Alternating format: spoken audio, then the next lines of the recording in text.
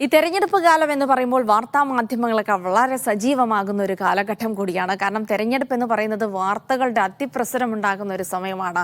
പ്രേക്ഷകർക്കറിയാം, ഈ തെരഞ്ഞെടുപ്പുമായി ബന്ധപ്പെട്ട മീഡിയ വൺ തന്നെ നിരവധി പരിപാടികൾ ജനങ്ങളുടെ സ്ഥാനാർത്ഥികളുടെ സ്പന്ദനങ്ങളൊക്കെ മീഡിയ വൺ തന്നെ പ്രേക്ഷകരിലേക്ക് എത്തിച്ചിരിക്കുന്നു. നിരവധി പരിപാടികളിലൂടെ പോളിംഗ് ബൂത്ത് അടക്കമുള്ള, ഇലക്ഷൻ അവർ അടക്കമുള്ള, ദ നേഷൻ അടക്കമുള്ള പരിപാടികളിലൂടെ, അതിനു മുൻപ് ദേശീയപാതയിലൂടെ എഡിറ്റർ പ്രമോദ് രാമൻ കേരളത്തിലുടനീളം യാത്ര ചെയ്തുകൊണ്ട് സ്ഥാനാർത്ഥികളുമായി ജനങ്ങളുമായി സംവദിച്ചുകൊണ്ട് ഒരു പരിപാടി നടത്തിയിരുന്നു. ഇതൊക്കെ വലിയ തരത്തിൽ എന്താണ് കേരളം ചിന്തിക്കുന്നത് എന്നറിയാൻ നമ്മളെ പര്യാപ്തമാക്കിയ ചില പരിപാടികളായിരുന്നു. ഇനി അടുത്തതായി മീഡിയ വൺ സ്ഥാനാർത്ഥികളിലേക്കും ജനങ്ങളിലേക്കും ഒക്കെ നേരിട്ടിറങ്ങുകയാണ് ബിഗ് ഫൈറ്റിലൂടെ. ബിഗ് ഫൈറ്റിന് ഇന്ന് തുടക്കമാവുകയാണ്. കേരളത്തിലെ 20 ലോക്സഭാ മണ്ഡലങ്ങളിലൂടെയും യാത്ര ചെയ്ത് ജനങ്ങളുമായി സംവദിക്കുന്ന ബിഗ് ഫൈറ്റ് രാവിലെ കാസർഗോഡ് ലോക്സഭാ മണ്ഡലത്തിനാണുള്ളത്. എസ് എ അജിംസ് ആണ് നമുക്ക് വിവരങ്ങൾ നൽകാനായി തത്സമയം ചേരുന്നത്. Ajims, good morning. Good morning Jilsy. Ajims, ഞാൻ പറഞ്ഞതുപോലെ തന്നെ നിരവധി പരിപാടികൾ നമ്മൾ പ്രേക്ഷകർക്കായി ജനങ്ങളുടെ പൾസ് അറിയാനുള്ള പരിപാടികൾ നടത്തിയിരുന്നു. ഇനിയിപ്പോൾ പറഞ്ഞു വരേണ്ടത് ഈ അവസാന ഘട്ടത്തിലേക്ക് പ്രചാരണങ്ങളൊക്കെ അടുത്ത് വരുമ്പോൾ ജനങ്ങളെ സംബന്ധിച്ചിടത്തോളം തീർച്ചയായിട്ടും ഇനി ആർക്ക് വോട്ട് ചെയ്യണമെന്നുള്ള കാര്യത്തിൽ മനസ്സിലൊരു നിലപാടൊക്കെ എടുക്കുന്ന സമയമാണ്. അപ്പോൾ ഈ സമയത്ത് നമ്മൾ രംഗത്തേക്ക് ഇറങ്ങുമ്പോൾ സ്വാഭാവികമായും ജനങ്ങളുടെ ഒരു പൾസ്, സ്ഥാനാർത്ഥികളുടെ ഒരു കാര്യങ്ങളിലൊക്കെ വ്യക്തമായ ഒരു ഉത്തരം കിട്ടുന്ന സമയം കൂടിയാണ്. കൃത്യമായൊരു സമയത്താണ് നമ്മൾ ബിഗ് ഫൈറ്റുമായി ജനങ്ങളിലേക്ക് ഇറങ്ങാൻ തീരുമാനിച്ചിരിക്കുന്നത്. 20 മണ്ഡലങ്ങളിലും അവരുടെ പ്രശ്നങ്ങളൊക്കെ ചർച്ച ചെയ്തുകൊണ്ട് ജനങ്ങളുടെയും സ്ഥാനാർത്ഥികളുടെയും കാര്യങ്ങളൊക്കെ കൃത്യമായി അറിയുന്ന ഒരു പരിപാടിയാണെന്ന് മനസ്സിലാക്കുന്നു. ഇപ്പോഴുള്ളത് കാസർഗോഡ് ലോക്സഭാ മണ്ഡലത്തിലാണ് എന്നുകൂടെ മനസ്സിലാക്കുന്നു. എന്താണ് അവിടെ നിന്ന് തുടങ്ങാനുള്ള തീരുമാനമുണ്ടായത്? ഒപ്പം തന്നെ എന്തൊക്കെയാണ് ഇന്ന് അവിടെ നിന്നുണ്ടാവുക? ജിൽസി, ഈ രാഷ്ട്രീയക്കാരുടെ ജാഥകളെല്ലാം തുടങ്ങുന്നത് കാസർഗോഡ് നിന്നാണല്ലോ. അതുപോലെ തന്നെ നമ്മൾ ബിഗ് ഫൈറ്റും തുടങ്ങുന്നത് ഉത്തര കേരളത്തിലെ കാസർഗോഡ് നിന്നാണ്. സ്വാഭാവികമായി അങ്ങനെയാണ് തുടങ്ങാറ്. അതൊരു ആചാരമാണ്. ഏത് യാത്രയുടെയും തുടക്കം കാസർഗോഡ് നിന്നാവുക എന്നുള്ള ആചാരമാണ്. ജിൽസി സൂചിപ്പിച്ചതുപോലെ ഈ ക്യാമ്പയിൻ്റെ അവസാന ഘട്ടത്തിലാണ് നമ്മളിപ്പോൾ ഉള്ളത്. ഈ ക്യാമ്പയിൻ്റെ അവസാന ഘട്ടം എന്ന് പറഞ്ഞാൽ നമ്മൾ ഈ റമദാൻ വ്രതത്തിൽ അവസാനത്തെ 10 എന്ന് പറയുന്ന പോലെ അവസാനത്തെ 10 വലിയ പുണ്യമുണ്ടെന്നാണ് മുസ്ലിങ്ങൾ വിശ്വസിക്കുക. അതുപോലെ ഈ ക്യാമ്പയിൻ്റെ അവസാനത്തെ 10 ദിവസത്തിലേക്ക് നമ്മൾ കടന്നിരിക്കുകയാണ്. അതിൻ്റെ ഏറ്റവും വലിയ പ്രത്യേകത പുണ്യമല്ല, അടിയൊഴുക്കുകൾ സംഭവിക്കുന്ന അല്ലെങ്കിൽ ട്രെൻഡുകൾ സെറ്റ് ചെയ്യപ്പെടുന്ന ഒരു സമയമാണ് ഈ 10 ദിവസം എന്ന് പറയുന്നത്. കാരണം ഈ ലോക്സഭാ തെരഞ്ഞെടുപ്പിൽ നമ്മൾ സൂക്ഷ്മമായി നോക്കിക്കഴിഞ്ഞാൽ അങ്ങനെ ഒരു ട്രെൻഡോ അങ്ങനെ ഒരു വലിയ തരംഗമോ ഒന്നും ദൃശ്യമല്ല. 2019 അങ്ങനെ ഒരു തരംഗവും ട്രെൻഡും ഒക്കെ ഉണ്ടായിരുന്നു. പക്ഷേ ഇത്തവണ എന്താണ് പ്രധാനപ്പെട്ട തെരഞ്ഞെടുപ്പ് വിഷയം? അത് കേന്ദ്ര സർക്കാരിനെതിരായിട്ടുള്ള ഒരു ആന്റി ഇൻകംബൻസി, ഭരണവിരുദ്ധ വികാരമാണോ? അതല്ല കേരളത്തിൽ സംസ്ഥാന സർക്കാരിനെതിരെ എന്തെങ്കിലും ഭരണവിരുദ്ധ വികാരമാണോ? അതല്ല ഇത് രണ്ടുമല്ലാത്ത മറ്റെന്തെങ്കിലും രാഷ്ട്രീയ വിഷയമാണോ? ഉദാഹരണത്തിന് CAA പോലുള്ള വിഷയങ്ങൾ തുടക്കത്തിൽ തന്നെ LDF ഒരു പ്രചാരണ ആയുധമാക്കി മാറ്റിയിരുന്നു. അതിനെ മറികടക്കാൻ, അതിനെ എതിരിടാൻ വേണ്ടി ഒപ്പം തന്നെ UDFും CAAയിൽ നിലപാട് അറിയിക്കുകയും പ്രചാരണം നടത്തുകയും ചെയ്തു. പക്ഷേ ഇപ്പോഴത്തെ തെരഞ്ഞെടുപ്പ് വിഷയം എന്താണ്? യഥാർത്ഥത്തിൽ ജനങ്ങൾ എന്താണ് ചിന്തിക്കുന്നത് എന്നുള്ളത് കൃത്യമായിട്ട് അറിയുക ഈ അവസാനത്തെ 10 ദിവസം ഗ്രൗണ്ടിൽ വർക്ക് ചെയ്യുന്ന രാഷ്ട്രീയ പ്രവർത്തകർക്കാണ്. ഞാനിപ്പോൾ ഉള്ളത് കാസർഗോഡ് മണ്ഡലത്തിലെ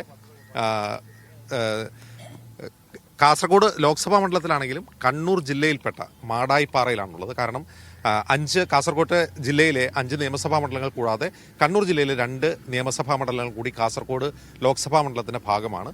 അപ്പോൾ എന്നോടൊപ്പം ഇപ്പോൾ ഉള്ളത് LDFിൻ്റെയും UDFിൻ്റെയും പ്രവർത്തകരായ, അതായത് അടിത്തട്ടിൽ ഗ്രൗണ്ട് ലെവലിൽ പ്രവർത്തിക്കുന്ന കുറച്ച് പ്രവർത്തകരാണ്.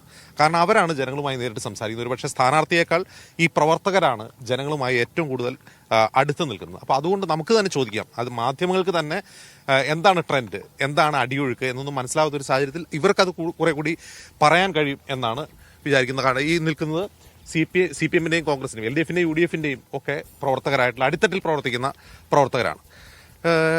നമ്മളൊരു ക്യാമ്പയിൻ ഒരു അവസാനത്തെ 10 ദിവസത്തേക്ക് കിടക്കുകയാണ്. നിങ്ങൾക്കാണ് കറക്റ്റായിട്ട് അറിയാൻ കഴിയും എന്താണ് ജനങ്ങൾ ചിന്തിക്കുന്നത്. കാരണം മാധ്യമങ്ങൾക്ക് പോലും അല്ലെങ്കിൽ സർവേകൾക്ക് പോലും കൃത്യമായി കേരളം എങ്ങനെ ചിന്തിക്കുന്നു എന്ന് കൃത്യമായി വിലയിരുത്താൻ കഴിയാത്തൊരു സാഹചര്യം ഇപ്പോഴുണ്ടെന്നാണ് തോന്നുന്നത്. ഒരു ആന്റി ഇൻകംബൻസി ഉണ്ടെങ്കിൽ അത് ഏത് സർക്കാരിനെതിരെയാണ്? നമ്മുടെ അടിത്തട്ടിലെ പ്രവർത്തനത്തിന്റെ ഭാഗമായി മനസ്സിലാക്കാൻ വേണ്ടി സാധിച്ചിട്ടുള്ളത് ഇടതുപക്ഷത്തിന് അനുകൂലമായിട്ടുള്ളൊരു കാലാവസ്ഥയാണ് ഇപ്പോഴുള്ളത്. കാരണം എല്ലാം കൊണ്ടും തന്നെ ഇടതുപക്ഷ ഗവൺമെന്റിന്റെ ഭരണ നേട്ടം, അതുപോലെ കഴിഞ്ഞ 2019 അനുഭവമുണ്ട്. 2019 എനിക്ക് തന്നെ അടിത്തട്ടിലുള്ള പ്രവർത്തകൻ എന്ന രീതിയിലുള്ള ഒരു അനുഭവം, ഒരു മുസ്ലിം വനിത, നമ്മുടെ ഒരു നല്ല ബന്ധമാണ്. അവരെന്നോട് നേരിട്ട് പറഞ്ഞത്, ഇത്തവണ ഞാൻ കോൺഗ്രസിന് തന്നെ വോട്ട് ചെയ്യും, കാരണം രാഹുൽ ഗാന്ധി അധികാരത്തിൽ വരണം, പക്ഷേ ആ 5 കൊല്ലത്തെ അനുഭവം എന്ന് പറയുന്നത് അവർക്ക് തന്നെ ഒരു വലിയ വേദനയായിട്ട് അവശേഷിക്കുകയാണ്. കാരണം അവർ പ്രതീക്ഷിച്ച രീതിയിലേക്ക് കോൺഗ്രസിന് വരാൻ വേണ്ടി സാധിച്ചില്ല എന്ന് മാത്രമല്ല, ഇവിടെ നിന്ന് കേരളത്തിൽ നിന്ന് തെരഞ്ഞെടുക്കപ്പെട്ടിട്ടുള്ള 19 എംപിമാരിൽ 18 ആളും, പിന്നീട് ഒരാൾ ഇടതുപക്ഷത്തോടൊപ്പം വന്നു, 18 ആളുകളും കേരളത്തിന്റെ ഒരു താല്പര്യത്തിനും വേണ്ടി നിലകൊണ്ടില്ല എന്നുള്ളതാണ് അവരുടെ ഒരു അനുഭവം.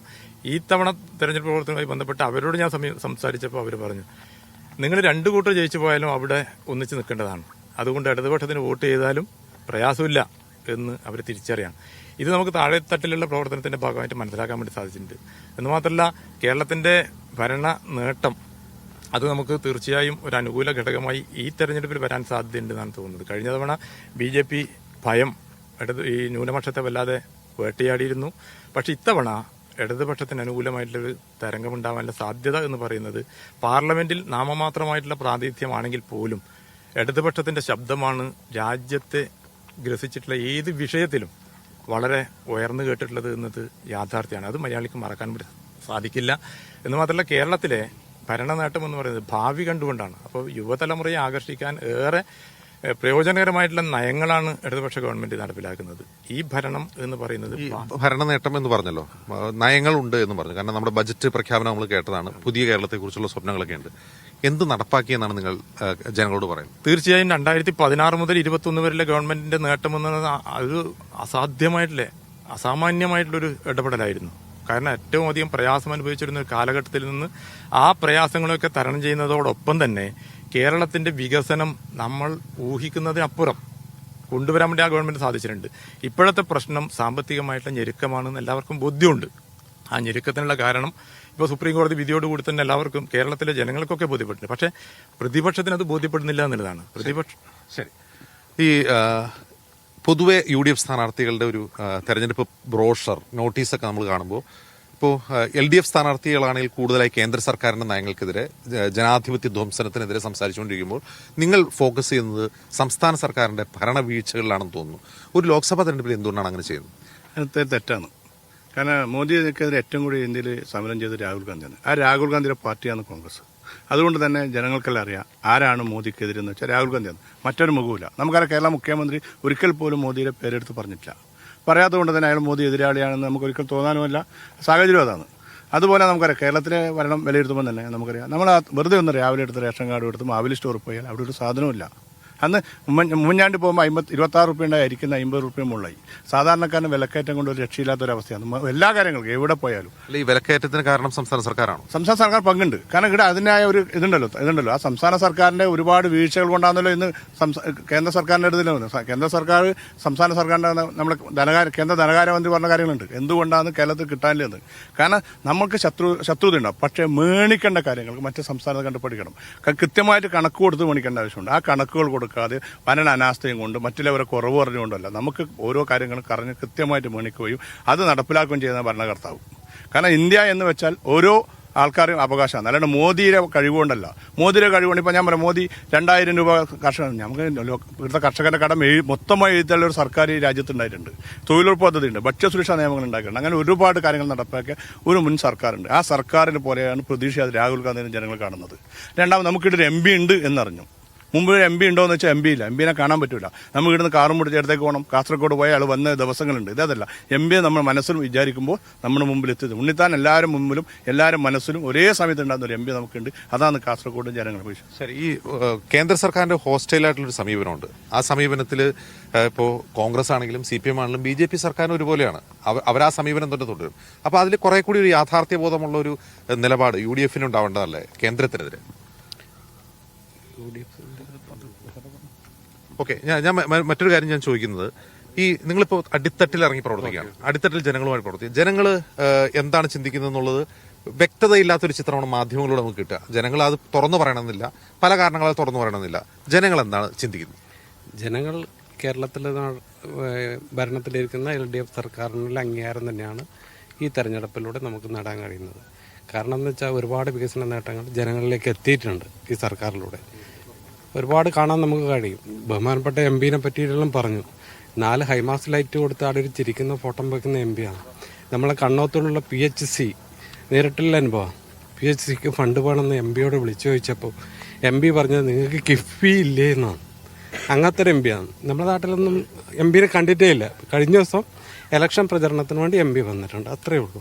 അല്ലാണ്ട് എം പിനെ കാണാത്ത ഒരു മണ്ഡലം തന്നെയാണ് ഇത്. നമ്മയൊന്നും കണ്ടിട്ടേ ഇല്ല എം പിനെ. ഓക്കെ, ഒരു എം പി മണ്ഡലത്തിൽ വികസന പ്രവർത്തനങ്ങൾക്ക് ശ്രദ്ധിച്ച് റോഡ്, പാലം, ഹൈമാസ്റ്റ് ലൈറ്റ് ഇതൊക്കെ നോക്കേണ്ട ഒരാളാണോ, അതല്ല പാർലമെന്റിൽ അദ്ദേഹത്തിന്റെ പെർഫോമൻസ് ആണോ നോക്കുന്നത്?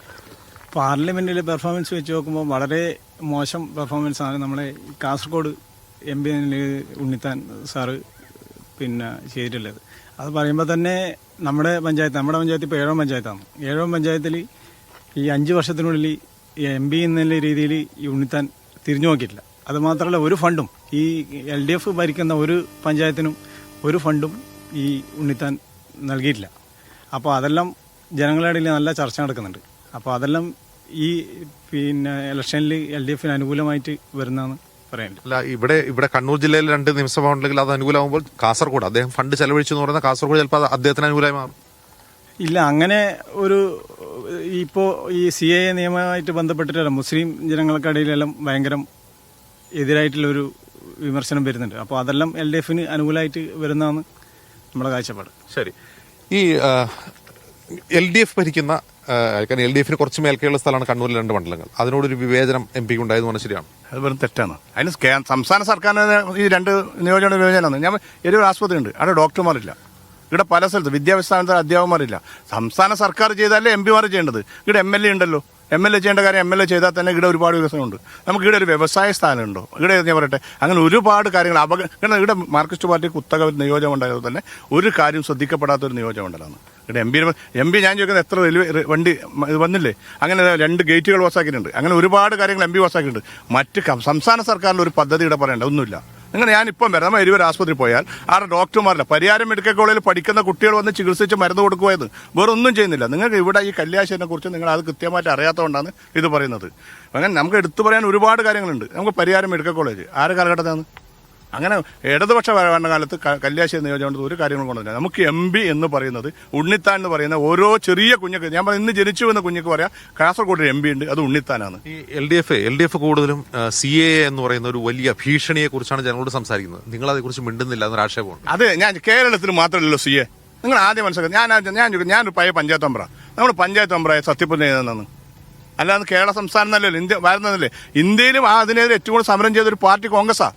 ആ കോൺഗ്രസോട് പറയാം, നിങ്ങൾ ഞാൻ കന്യാകുമാരി മുതൽ കാസർഗോഡ് വരെയല്ല കേരളം, ഇന്ത്യ എന്ന മഹത്തായ രാജ്യത്ത് CAക്ക് വേണ്ടി ഏറ്റവും കൂടുതൽ സമരം ചെയ്തൊരു പാർട്ടി, അതിനുവേണ്ടി നടപ്പിലാക്കൂല എന്ന് പറഞ്ഞൊരു പാർട്ടി ഇന്ത്യൻ നാഷണൽ കോൺഗ്രസ് തന്നെ. ഞാൻ ചോദിക്കുന്നത്, BJP സർക്കാർ ഉണ്ടാക്കിയ എല്ലാ കരിനിയമങ്ങളും എടുത്തു കളിയുന്ന ഒരു CA മാത്രമല്ലല്ലോ. ഇവിടെ മുത്തലാഖിനെതിരെ അങ്ങനെ ഒരുപാട് പ്രശ്നങ്ങളുണ്ട്. ആ പ്രശ്നം മൊത്തമായിട്ട് എടുത്തു കളിയെന്ന് പറഞ്ഞാൽ അതിൽ CAയും കൂടെ ഉൾപ്പെട്ടു. അത് കണ്ടാൽ ഒരു കാര്യങ്ങൾ മാത്രമല്ല, BJP സർക്കാർ കൊണ്ടുവന്ന കരിനിയമങ്ങളെല്ലാം എടുത്തു കളിയുന്ന കോൺഗ്രസിന്റെ ഭരണ ഇതിലില്ല, തെരഞ്ഞെടുപ്പ് അത് നടപ്പിലാക്കും നമ്മൾ. അതായത് അത് ജനങ്ങളോട് പറയേണ്ടതില്ല, അധികാരത്തിൽ വന്നാൽ നടപ്പാക്കാം. അതല്ല ശരി. ഞാൻ ചോദിക്കുന്നത്, നമുക്ക് ആദ്യം എന്താ BJPക്കെതിരെ, കാരണം ഇന്ത്യ എന്നൊരു സഖ്യം ഉണ്ടാക്കാൻ ഏറ്റവും കൂടുതൽ മുൻകൈ ഏറ്റവും കൂടുതൽ നഷ്ടമുണ്ടായ പാർട്ടി കോൺഗ്രസ്സാണ്. നമ്മൾ കേരളത്തിൽ പോലും നമ്മളെ സഹായിക്കണം. കാരണം 19 സീറ്റിൽ കഴിഞ്ഞ പ്രാവശ്യം ജയിച്ചവരാ യഥാർത്ഥ ഇടതുപക്ഷ സ്ഥാനാർത്ഥിയെ നിർത്താൻ പാടില്ല. നമുക്ക് മത്സരം വേണ്ടാന്നാണ്. ഇവരെന്ന് വെച്ചാൽ BJPനെ സഹായിക്കാൻ വേണ്ടി മാത്രമാണ് കേരളത്തിൽ പോലും സ്ഥാനാർത്ഥി. തമിഴ്നാട്ടിൽ നമ്മൾ ഇവർ അംഗീകരിക്കുന്നു, കർണാടകത്തിൽ നമ്മൾ ഇതാക്കുന്നു, മഹാരാഷ്ട്രയിൽ, രാജസ്ഥാൻ, അതുപോലെ കേരളത്തിലും ചെയ്തുകൊണ്ട് BJPക്കെതിരെ ഒരു സമരത്തിൽ നമ്മളെ കൂടെ നിൽക്കേണ്ടവർ നേരെ തിരിച്ചു നിൽക്കുകയാണ് ചെയ്യുന്നത്. ഈ തെരഞ്ഞെടുപ്പിൽ ദേശീയതലത്തിൽ കാണുന്നത് പോലെ തന്നെ വോട്ടർമാർക്കിടയിൽ പലതരത്തിലുള്ള അസംതൃപ്തി ഉണ്ട്. അത് വിലക്കയറ്റമാകാം, തൊഴിലില്ലായ്മയാകാം. പക്ഷേ ആ അസംതൃപ്തി ആർക്കെതിരെയാണ്, അത് ആർക്കെതിരെ ചാനലൈസ് ചെയ്യേണ്ടതാണ്, അല്ലെങ്കിൽ അത് ആർക്കെതിരെയായിട്ടായിരിക്കും വോട്ട് രേഖപ്പെടുത്തുക തുടങ്ങിയ കാര്യങ്ങളിൽ ഒരു അവ്യക്തത ഈ അവസാനത്തെ 10 ദിവസത്തിലും നിലനിൽക്കുന്നുണ്ട്. അത് അടിത്തട്ടിൽ പ്രവർത്തിക്കുന്ന രാഷ്ട്രീയ പ്രവർത്തകർ ഏത് ക്യാമ്പയിൻ വിഷയത്തിൽ ഊന്നണം എന്നുള്ള കാര്യത്തിൽ തുടക്കത്തിലുണ്ടായിരുന്ന ആ ഒരു അവ്യക്തത ഇപ്പോഴും തുടരുന്നു എന്നാണ് നമുക്ക് ഇവരുമായി സംസാരിക്കുമ്പോൾ തോന്നുന്നത്. അത് ഏത് അജണ്ടയായിരിക്കും ജനം ഏറ്റെടുക്കുക, ആരുടെ അജണ്ടയായിരിക്കും ഏറ്റെടുക്കുക എന്നുള്ളത് തെരഞ്ഞെടുപ്പ് ദിവസമേ നമുക്കറിയാൻ കഴിയൂ. എന്നാൽ അത്ര തന്നെ അവ്യക്തത ഈ ഒരു ക്യാമ്പയിൻ വിഷയങ്ങളിൽ നിലനിൽക്കുന്നു എന്നുള്ളതാണ് നമുക്കിവിടെ നിന്ന് നമുക്ക് ലഭിക്കുന്ന ഒരു പൾസ്. ജിൽസി.